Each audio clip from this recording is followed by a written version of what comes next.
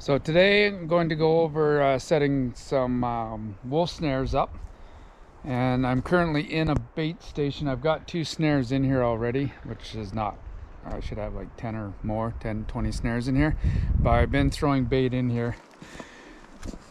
So I've been using this bait station for 3-4 years, and so we've got, like I said, some old bait still in here from the last few weeks.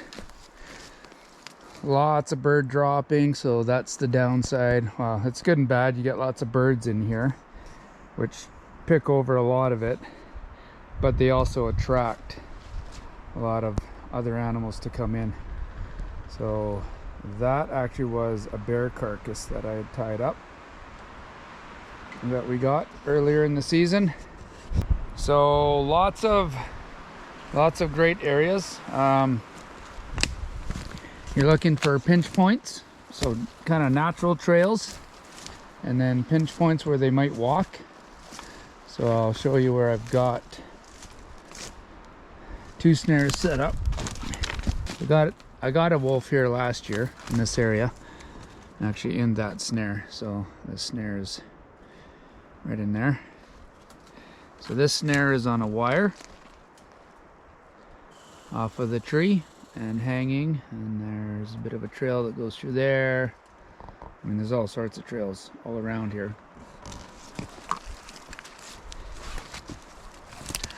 So I generally just kind of throw bait all over the place. It's good and bad. I don't put it all in one pile. Putting it in one pile is not a bad idea, because it forces them into one area. But they can sit in one sitting and consume it all.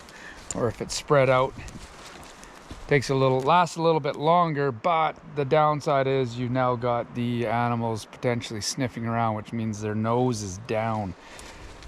You don't actually want their nose down, because they'll actually go right under a snare. This snare is actually really good right in here. That's a good trail. I got a lynx in there last year. They tend to take a lot of the bait out into that area there in the wintertime, and I find a lot of stuff they're dragging back in there. So I actually think I'm going to put some bait in there and put some snares around the edge. I've had a snare in here, which we got one there last year as well. So today I'll show some setting of some snares. Sometimes I use wire to hang the snare. Sometimes I do like a free hanging snare where I'll just use sticks and other branches and whatnot for the snare to hang off of. And I've had success both ways. The downside of not using the wire, quite often your snares get knocked over and are obviously not active. So we'll go get some snares, and then we'll eventually bring some bait back in here. Going to get some snares set up now and just picking some spots, but we got a couple sort of good trails in here. You could have a snare in there, you could have a snare on this side. I think I'm going to put one under here. I like having stuff like this, which helps kind of camouflage the snare a little bit. So I'll get one here and just see how it looks. Watched another trapper on YouTube setting wolf traps, and he always rubbed his hands on some pine or some spruce just to get some of the scent off of his hands. Some people like to use gloves. I've got my snares in a bag full of some pine and spruce just to help mask the scent a little bit.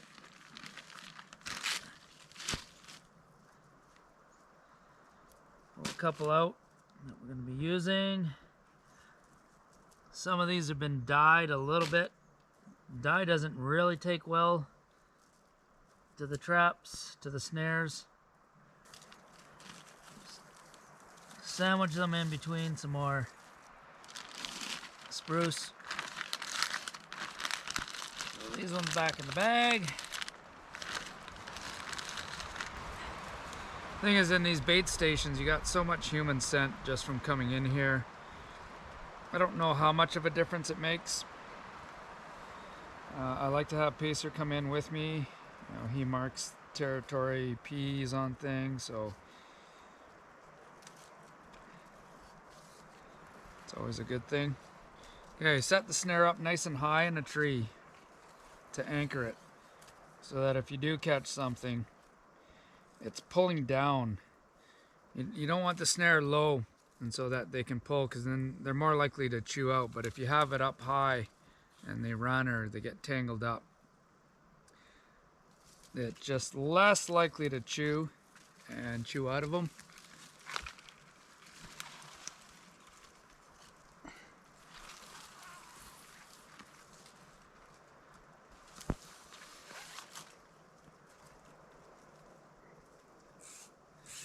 Okay, I'm gonna put, I need to hang this on something. So if I had wire, I would use wire. I mean, I do have wire in the truck, but I'm gonna try and quickly set some of these without wire. So just free hanging. One strategy is to just to put a stick across that you can hang it on. This is actually not bad, just hanging right there like that, actually. Might just leave that. Doesn't give you the perfect circle that I like, or oval, but it's actually pretty secure. Yeah, actually that's not bad at all. I think I'm gonna leave that.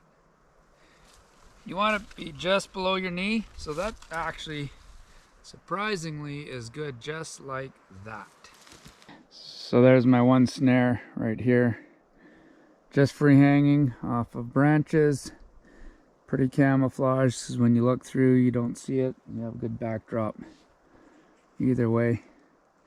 Could put another one right beside it here, which actually wouldn't be a bad thing. I think I might just do that. I'll even wire this probably to the same tree. Again, nice and high.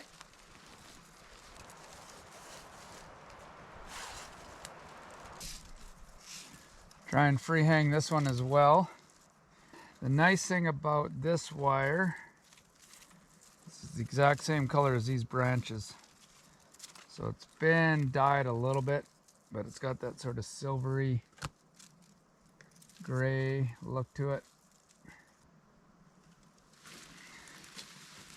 It's a little bit lower. That one would be good for a coyote as well. Okay, that's actually pretty good. So there's an example of two free hanging. So they're just resting on that. Now, this will be good until it snows. They will get knocked down probably just from weather, but I actually kind of like both of these. I'm gonna probably put a blaze in the tree here. I find that if I setting up my new snares in new locations, I forget where they are. So if I just mark something, if I just mark it, helps me find it. When I first come in, after a while you start to remember where they are. So I'm finding where they've brought bait back. They've drug it back from my pile back into here. So this could be a good spot, literally right under this. Put one right in here, so I'm gonna do that. And try and just find some natural trails. I won't put any bait this far back. It's better to not have the bait close to the snares. You want them traveling through here and not being worried or suspicious or trying to figure out what's going on. You know, obviously a little bit more at ease, less suspecting. and they're more likely to walk through one without realizing it. You put bait close by and they're a little bit more cautious. And like I said earlier, I think you know, there's a good chance they're going to have their nose down smelling.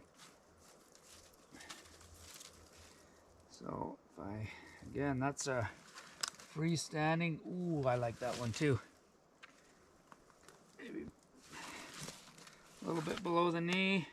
I'm gonna get a ton of coyotes through here, so I'm trying to target both.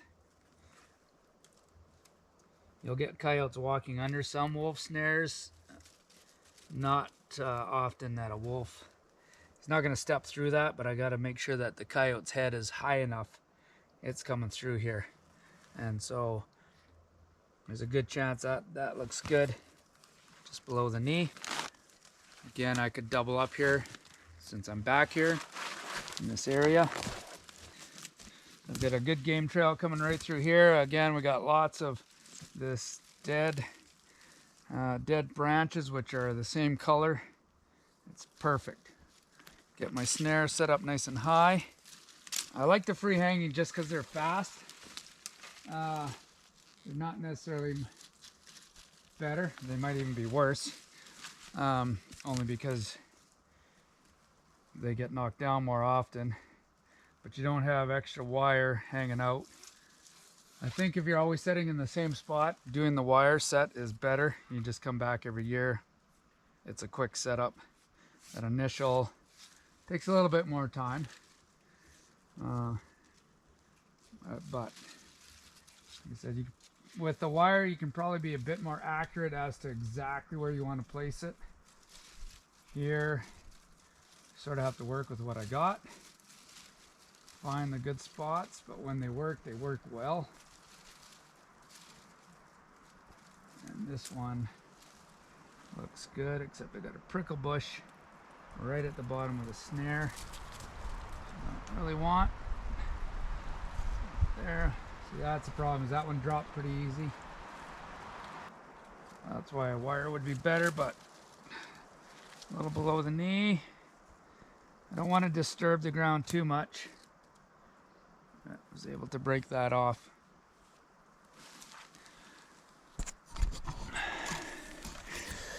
Okay, so here's the bottom of my snare here. You've got all this dead stuff. It's pretty long and more teardroppy, but that really doesn't matter. It goes through, these branches are all going to snap no matter what. And it's going to wrap around all this stuff in here. Okay, so that's two. There's my other one right under here. So that's a perfect setup as well. Okay, here's my next one. There's the bottom of the snare. Again, pretty good camouflage. Got some old bait back here. So that's 1, 2, 3, 4. That's 5. 1, 2, 3 in this area and 2 in the other spot. Perfect. That was 5 quick snares set up. We'll get some bait now thrown fairly close. The bait's going to be a little closer to the road. So we actually, most of the time these wolves and coyotes are just, they're running the road because it's easy. And so this pulls them in off the road, but they like to circle around the bait. So we've got our snares, try and keep our snares a little farther away from the bait so they're circling around, and or they'll come in off the road through the bush and come to the bait from the backside, which is where our snares are. So well, we'll find out. It's early. We got full season ahead of us. This is just the start. Now it's bait throwing time. They always seem to come through here, so it makes sense to litter it with stuff. So I've got the snares back in there, over in there. We'll just spread this out. Birds will be in here in no time, and hopefully we get something. It's a good day to be wolf trapping.